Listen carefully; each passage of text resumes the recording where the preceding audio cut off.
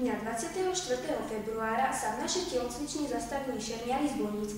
Ukázali nám, ako sa postupne vyvíjali meče a dozvedeli sme sa aj niečo o móde z baroka. Predviedli, ako sa bojovalo za dávnych čias a dočkali sme sa aj strelby z pušky. Náš spolužiak sa stal obeťou vystrojenou do oblečenia, ktoré sa nosilo vo vojnách.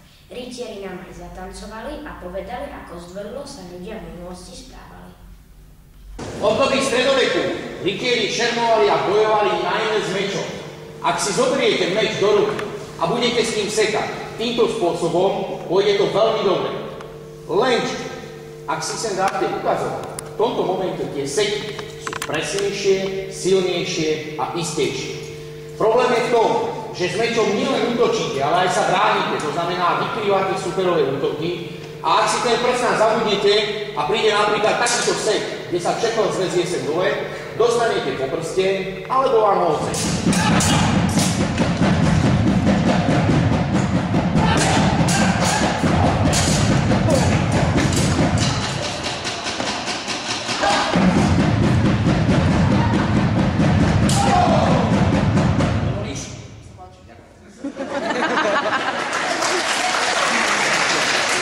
Široké boky, čím širšie, tým lepšie. A keď to babi nevedeli inakšie dosiahnuť, tak si dávali na boky také bankúšiky, čím tie boky boli veľké. Pre nás, pre pánov, táto móda je veľmi potešiteľná, pretože sú tu hlboké dekolty, čiže výstrihy. Šaty siahali až po zem, sú zo zamatu a s červeným brokátom.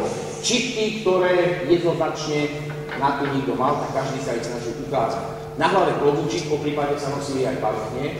No a na rukách rukavičky.